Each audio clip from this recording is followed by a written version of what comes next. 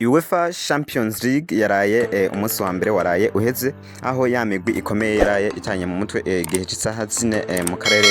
k'ubuseruko bwa Afrika dusanzwe dusanga hamwe ari isaha 4 z'ijoro aho umugwi Real Madrid yarimo utana mu mitwe n'umugwi wa Liverpool urukino rutoroshe cyane aho mu gice ca mbere caje guhera abakinyi bose n'aba Real Madrid cyangwa Liverpool bose bafise ubusa kundi ariko byaraboneka yuko impande zose gerageza kwataka kugira zishobore kuronka intsinzi ariko igice cyambere caje guhera uko atanumwe aronse igitsindo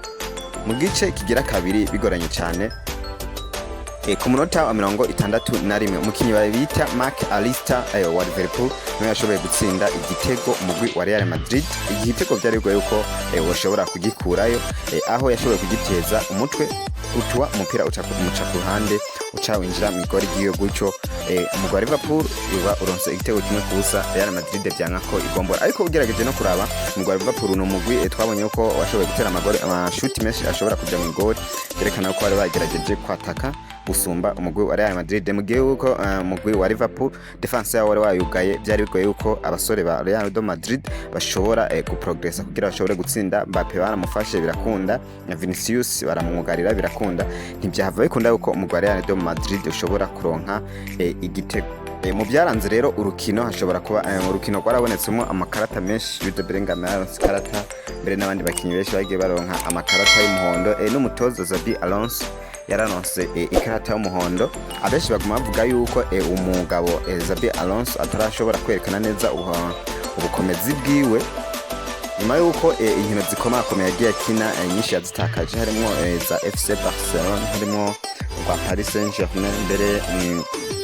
n'izindi nkino zitandukanye zose yagiye azitakaza ntibiraboneka yuko ashoboye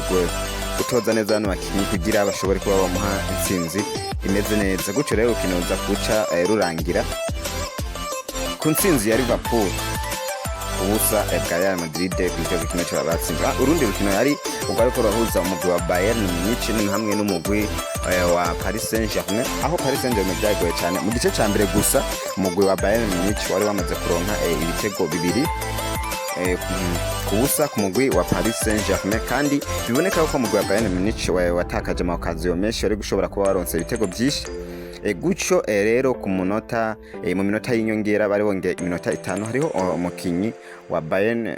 Munich yaje kuba atera tackle umusore wa Paris Saint-Germain Achraf Hakimi iza gutuma agira imvune gucyo yasohotse ashobora kumara iminsi myinshi ari hanze baciye batanga rero ikarata itukura kuri uwo mukinyi Diaz yari yashoboye kuba yatsindiye mbere ibitego bibiri umugwi wa Paris Saint-Germain gucyo Bayern Munich ica ishobora gukina abakinyi badakuye mu gice cya kabiri byaje kuza baragerageza kugombora ariko kuko umugwi wa Bayern nawo witanze waruzi ico uriko urarondera havuye bikunda Paris Saint-Germain yagomboye igitego kimwe bica birangira ari intsinzi ya Bayern Munich ibitego bibiri kuri kimwe cya Paris Saint-Germain mu zindi nkino zaraye zibaye ukundi ko byaraye bigenze umugwi wa Tottenham Hotspur waje kuba utsinda ibitego 4 kubusa umugwi wa Copenhagen umugwi wa Juventus unganya Sporting Club Portugal umugwi wa Atletico utsinda umugwi wa New Saint-Gilloise umugwi wa Bordeaux waje kuba utsindwa na Monaco igitego kimwe kubusa Olympiacos yaje kunganya na PSV Eindhoven Arsenal yaje gutsinda ibitego 3 kubusa umugwi wa Slavia Prague Napoli na Eintracht Frankfurt baje kuba banganya ubusa kubundi ibiye niyo ncamake y'ibintu byarabiranze Uefa Champions League uyu munsi twibukanye ko haza kugaruka inkino nyinshi zitandukanye harimo imigwi ya FC Barcelona kumanuka mu kibuga za Dortmund n'indi migwi myinshi reka rero tuze kuraba iby'uyu munsi nawo uza kudusigira ubushimishwa n'izi video rero tubaha wibuke gukora subscribe like share na comment tubwire uko ubibona ciao ciao naho utaha